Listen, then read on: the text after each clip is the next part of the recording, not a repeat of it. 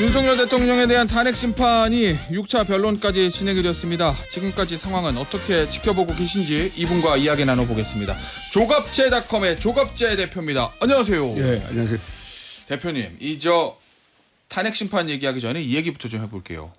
오늘 아침 조간신문 대부분 일면이 이제 대왕고려 프로젝트가 사실상 실패 이거거든요. 보수 언론의 사설의 제목은 좀 따갑습니다. 정부 입장에서는 동아일보는 사기극 이렇게 표현을 했고 중앙일보는 희망 고문이다 이렇게 표현을 했는데 대표님 보시기에도 이 프로젝트가 애초부터 말이 안 되는 사기극이나 뭐 희망 고문 이런 수준이었습니까? 아니면은 잘 해볼 수 있었는데 결과가 안 좋은 겁니까? 이건 윤석열 대통령의 초대형 대국민 사기극이라고 생각하고요. 여기에는 감사를 하고 예. 수사해야 됩니다. 수사요? 아니 1,000억이 날라갔잖아요. 이번에 예. 1,000억이. 그런데 다행히 국회가 그 예산을 좀 깎았죠. 예산을 좀 깎았죠. 예. 그만큼 말하자면 절약한 겁니다. 저는 작년 6월 초에 이 예. 발표가 나온 직후에 바로 이야기를 했어요. 가장 먼저 제가 기사를 쓰고 동영상을 올렸는데 이거는 제2의 포항 석유 대소동이 될 것이다.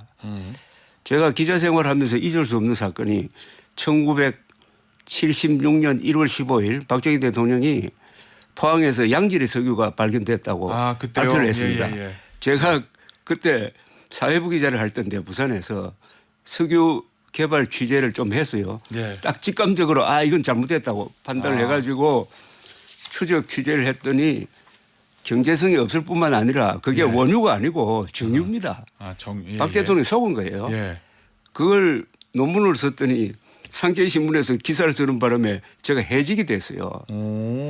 그런 기억이 있기 때문에 그거하고 똑같은 패턴이에요. 예. 첫째, 윤석열 대통령이 발표할 성격이 아니었어요.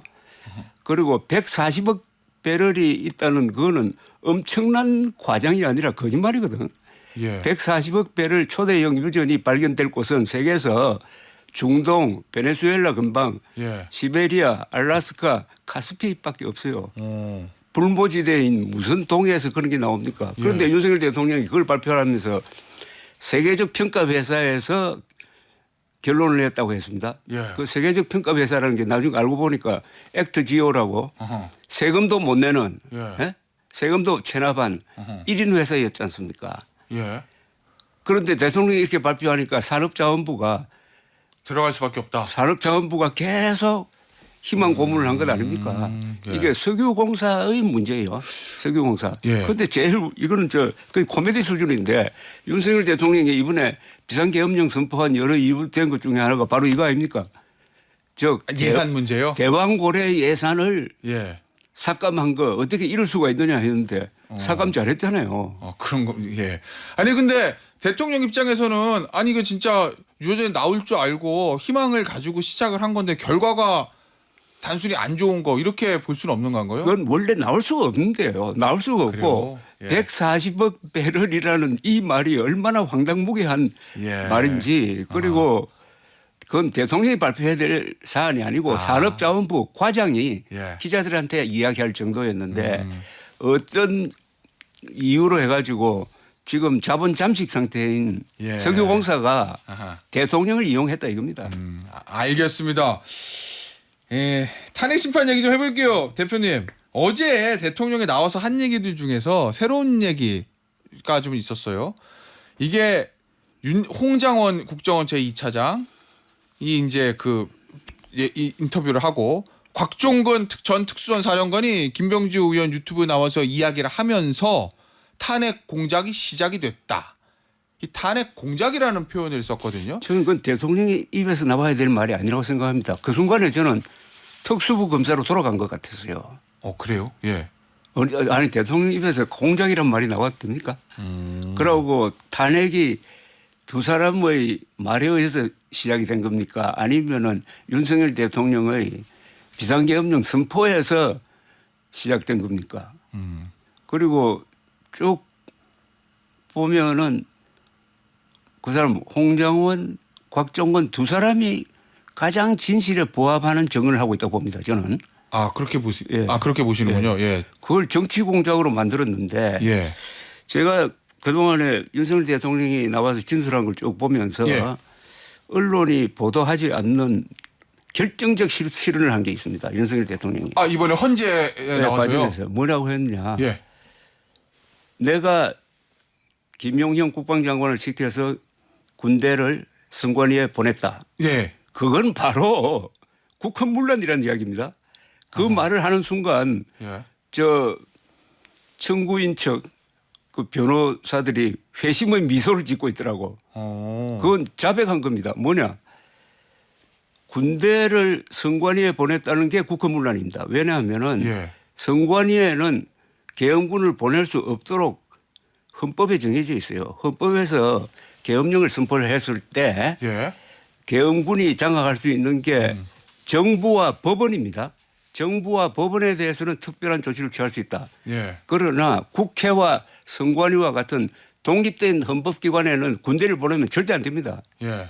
그걸 이야기해 버렸어요. 그게 대표님 공소장에도 없는 내용인데 대통령이 얘기하는 거라고 보도가 됐는데 네. 대통령이 그 얘기를 그럼 왜 했을까요? 그러니까 이분이요. 좀 지나친 이야기인지 모르겠지만은 예. 정상적인 사고를 할 줄 못하고 있잖아요. 그 부정선거 음모론에 대해서 이야기한 걸 한번 보십시오. 예. 이분이 체포되어 갈 때 국민께 드리는 글이라고 해가지고 자필 글 공개한 거 있죠. 예, 한 60페이지짜리. 거기 보면은 부정선거의 증거는 너무나 많다고 했어요.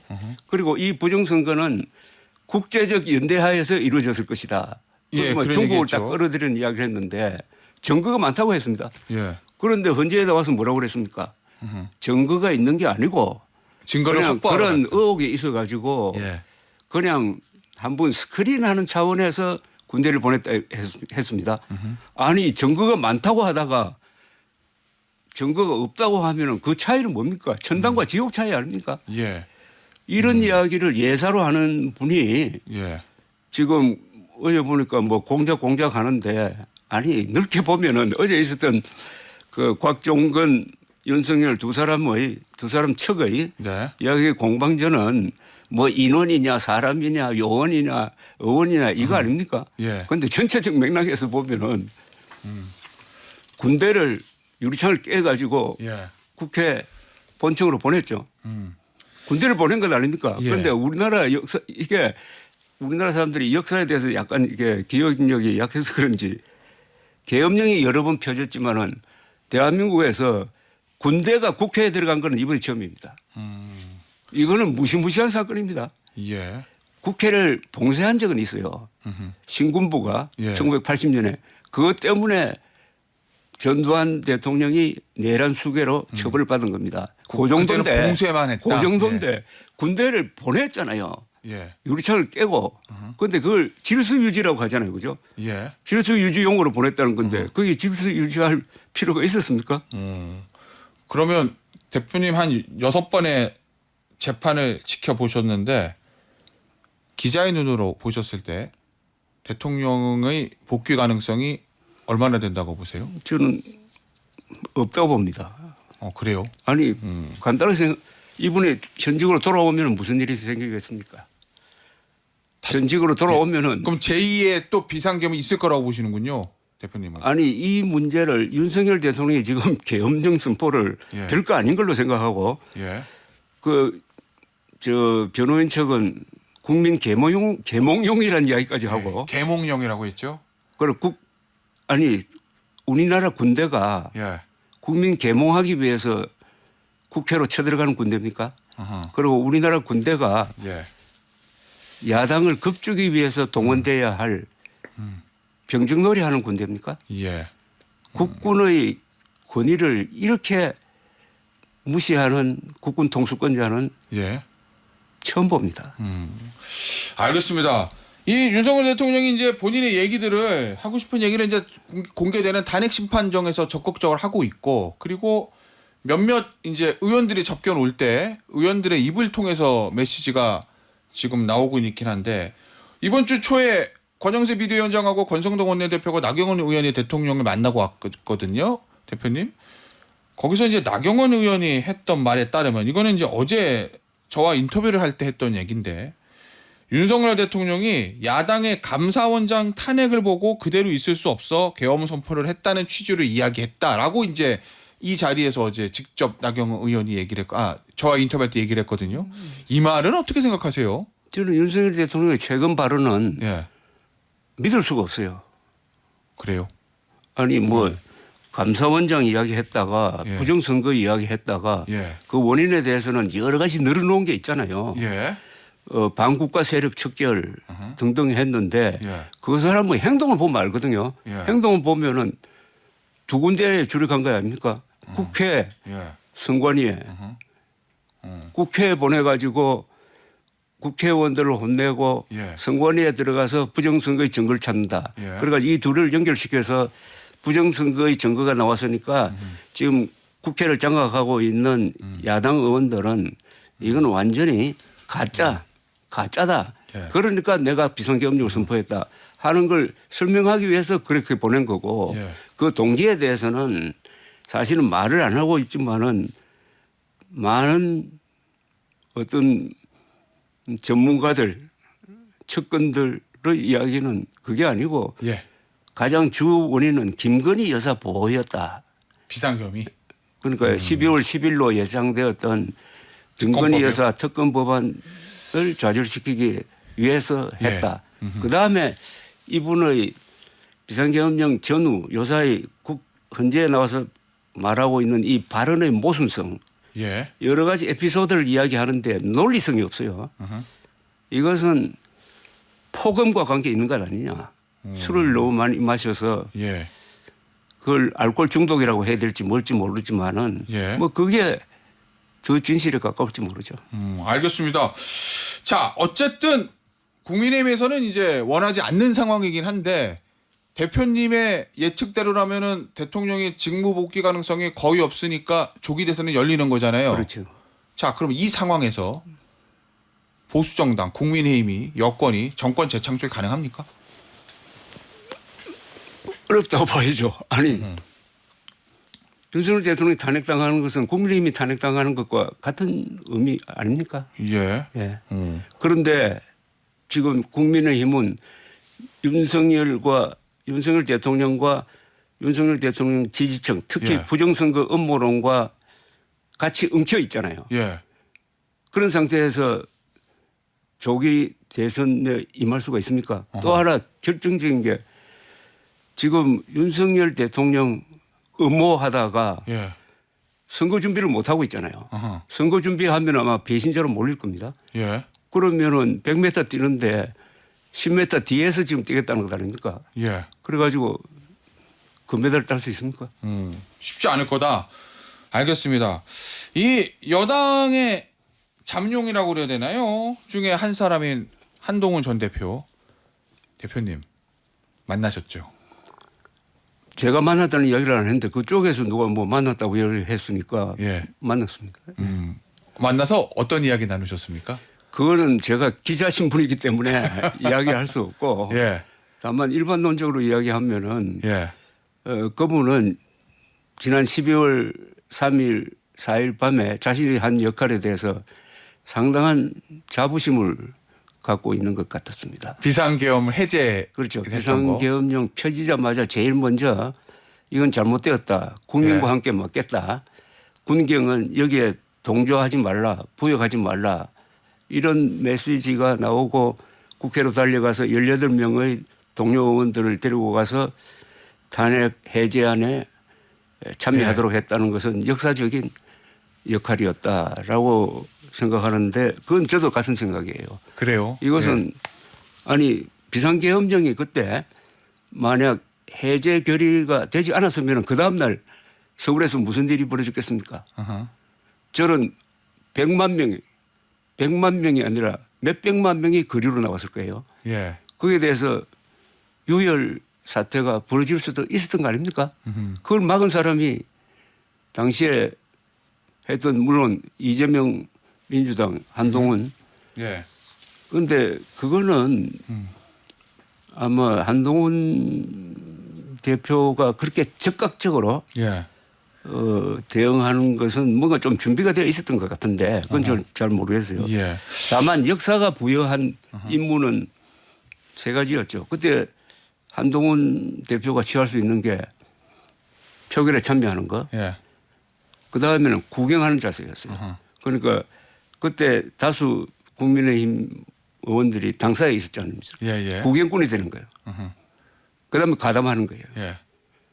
근데 이분이 진압하는 쪽에 있었잖아요. 예. 근데 만약 구경꾼이 되었으면 어떻게 됐을까요? 지금 국민의힘이 어떻게 됐을까? 아. 국민의힘이 한동훈 대표 말고 예. 구경꾼이 되었든지 아니면은 탄핵 표결에 반대를 했으면 어떻게 됐을까요?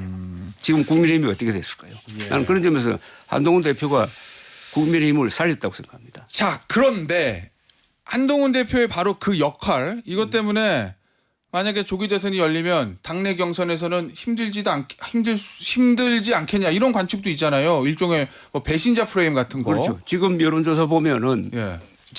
압도적으로 1위 당내에서는 1위로 달리다가 상당히 좀 여론조사에서 떨어졌더라고요. 예. 그런데 그건 지금이지. 지금인데 지금 당내 경선에서 결국은 예. 이렇게 갈릴 것 같아요. 비상계엄에 찬성한 사람 어허. 또는 방관한 사람 예. 그다음에 부정선거 음모론에 쫓아가는 사람과 어허. 비상계엄 선포에 반대한 사람과 부정선거 음모론에 선을 긋는 사람으로 예. 후보가 나뉠 것 같아. 예. 그런데 저는 이게 역사적 사건이니까 어허. 역사적 흐름에 순응한 사람은 비상계엄에 반대한 사람이고 예. 부정선거 음모론에 반대한 사람이라 해야 되는데 그 그룹에 속하는 사람 중에 한 사람이 한동훈 예. 전 대표, 오세훈 서울시장도 예. 그 그룹에 들고 그다음에 이준석 예. 이렇게 되는 거 아닌가 생각됩니다. 자, 그러면은 일단 국민의힘 내에서 경선판이 벌어지면 한동훈 전 대표가 배신자 프레임을 뚫고 후보가 될 수 있다. 이게 대표님의 예측이신 거잖아요. 될 가능성이 있는데 지금 현재로는 어려운 네. 것 같아요. 지금 현재로서는? 예. 그러나 그 시점이 윤석열 대통령 파면 결정 이유가 될 거 아닙니까? 뭐 그렇겠죠, 당연히. 예. 그러면 또 바뀌죠. 이 여론이 또 바뀌죠. 예. 예. 알겠습니다. 그러면 이런 말씀도 한번 하셨더라고요. 한동훈과 이준석이 조기 대선판에서 경쟁 협력하면서 세대 교체 깃발을 들고 국민의힘 민주당의 검투사 정치에 도전하는 상상을 해본다. 예. 일종의 세대 교체론이거든요. 그게 이제 정치적 상상력인데 예. 저는 50대 한동훈, 40대 이준석 두 사람 사이가 감정적으로는 별로 좋은 편이 아니지. 그런데 공통점이 있다고 생각합니다. 어떤 점이죠? 우선 이번 비상계엄령 사태 예. 그리고 부정선거 음모론에 대해서 확실하게 반대하는 입장이고 예. 그다음에 나이 50대 40대 예. 두 사람 띠동갑이에요. 예. 그런데 여기 한 사람 더 넣을 수 있을 것 같아요. 누구요? 오세훈. 그러면 60대 50대 40대가 되면서 반계엄 반 음모론 세력인데 예. 그래가지고 조금 서로 경선 과정에서 협력할 수도 있는 거 아닙니까? 세대 교체를 깃발로. 그러니까 예. 결선 투표 때 서로 도와주는 걸로 해가지고 예. 뭐 각계 약진하다가 어허. 결선 투표로 가야 될 경우에 도와주는 방향으로 하고 그런데 이준석 대표는 의원은 이미 출마를 선언한 거 아닙니까? 그죠? 예, 그렇죠. 그럼 결국 이제 뭐 마지막에 단일화 이런 거 말씀하시는 건데 혹시 한 전 대표 만났을 때 이 얘기 해보셨습니까? 하셨죠, 대표님. 저는 그런 이야기는 안 했는데 아, 그러세요? 다만 예. 이번 선거의 주제가 예. 두 개 되는 거 아닙니까? 결국 비상계엄에 대한 정치적 심판의 성격을 갖고 있습니다. 예. 그렇죠? 아하. 지금 탄핵이라든지 예. 수사는 그건 예. 정치가 아니거든요. 예. 국민의 결단으로서 12월 3일 비상계엄령이 정당했느냐 부당했느냐 하는 것을 심판하게 된다고. 그게 하나 있고. 그러다면 국민의힘이 결정적으로 불리한데 예. 다만 후보가 예컨대 한동훈 대표 같은 후보가 나오면 그걸 방어를 할 수가 있지. 예. 그다음에는 정치 교체, 세대 교체, 문화 교체. 어. 그래서 윤석열, 이재명 두 사람 싫다 하는 상당한 여론을 어떻게 모을 거냐. 그런데 거의 한 사람으로 힘으로 되는 것보다는 예. 우리나라 정치에서는 이게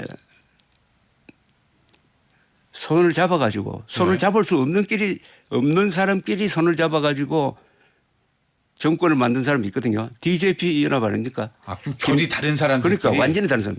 예. 김대중, 김종필은 어허. 합칠 수 없는 사람인데 합쳐서므로 정부가 그다음에 또 하나 있잖아요. 2002년 정몽준, 노무현 예. 단일화. 어허. 마지막에는 이제 깨졌지만. 예. 알겠습니다. 자, 그런데 뭐 한동훈 전 대표에 대해서 이런 얘기하는 사람들 있잖아요. 이 윤석열 전 대통령 같이 떠오르고 뭔가 검사 출신이다. 그게 약점이다. 아, 이 윤석열 대통령도 검사 출신이어가지고 그랬는데 또 검사야? 이런 지적을 하는 사람도 있던데 그건 어떻게 보세요? 난 그런 주장을 제가 제일 강하게 한 것 같아요. 정치 검사 예. 이제 그만둬야 된다. 예. 종북도 그만 같이 물러나야 되고 정치 검사도 물러나야 된다는 이야기를 정치를 해서는 안 된다는 이야기를 했습니다. 예. 참고로 일본에서는요. 예. 이 검사 출신, 판사 출신은 국회의원 안 나옵니다. 예. 아, 그래요? 그건 예. 자발적으로 안 나오는 예. 건데 그 이야기를 했는데 다만 한동훈 대표가 지난 12월 3일에 한 역사적 역할은 예. 그것을 덮고도 남는다고 생각합니다. 알겠습니다. 자, 대표님 마지막 질문인 것 같은데요. 지금 여권이 헌법재판소 재판관들의 편향성이라든지 이 부분을 강하게 지적을 하고 있거든요. 여권의 지지자들도 마찬가지고 그 흐름들은 어떻게 평가하십니까? 그런데 절차상의 문제에서 헌법재판소가 잘못하고 있는 게 있죠. 예. 그 지적은 당연한 것이고 거기에 대해서 또 받아들여 가지고 지금 마은혁 재판관 그건 좀 연결을 했지 않습니까? 예, 예. 그런데 문제는 예. 그것 말고 어느 재판관이 과거의 성향이 어떤 사람이다 하는 걸 가지고 문제 삼는 것은 문제가 있다고 생각합니다. 그건 헌법재판소 자체가 사실상 법원의 성격도 있지만은 정치적 성향이 굉장히 강하잖아요. 그죠? 예. 그러니까 3등분 해가지고 어떻게 보면 중도, 진보, 보수가 같이 있도록 만든 건데 그렇다면 정치적 성향이 우파도 있고 좌파도 있을 수밖에 없어요. 예. 그게 초점을 맞춰서 헌재를 전반적으로 부인하는 건 안 되고 우리나라에서 헌법재판소의 판단과 대법원의 판단은 최종입니다. 예. 이거는 마음에 안 들어도 받아들일 수밖에 없어요. 여기에 대해서 저항하면은 그때는 법치가 무너지잖아요. 그래서 전면적인 부정은 안 되고 예. 개별적인 비판은 뭐 활발히 하는 게 좋다고 생각합니다. 알겠습니다.